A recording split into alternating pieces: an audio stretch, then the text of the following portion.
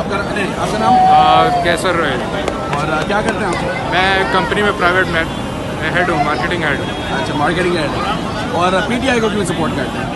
देखिए, पीटीआई को सबसे बड़ी बात यह है कि मेरी जो जनरेशन इस वक्त है और मेरे जो पिछले हैं, हमने जैसे तैसी जनरेशन में ज़िंदगी गुजार दी है, बग़ैर लाइट के, बग़ैर सीवरेज के, बग़ैर वाटर के।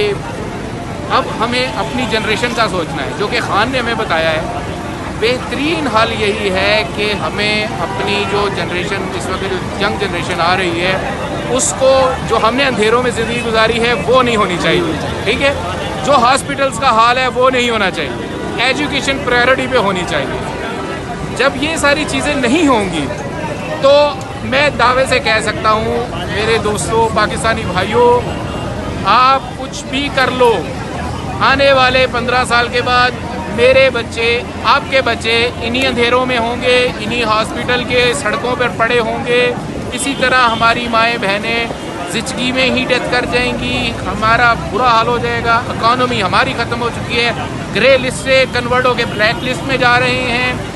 और जो सबसे बड़ी बात यह है, सबसे बड़ी बात यह है कि हम इस वक्त पूरी दुनिया में सबसे बनाना रिपब्लिक बनते चले जा रहे हैं। सही है। तो खान साहब, अगर आपको सुन रहे हैं सर, क्या कहेंगे आप?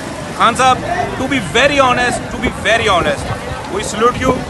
आपको मुबारक हो। 25 से पहले मैं आपको मुबारक दे रहा हूँ कि आप अपकमिंग प्राइम मिनिस्टर हैं। ठीक है सर, सिर्फ और सिर्फ इसमें कोई शक नहीं, मैंने आपकी पूरी ज़िंदगी स्टडी की है।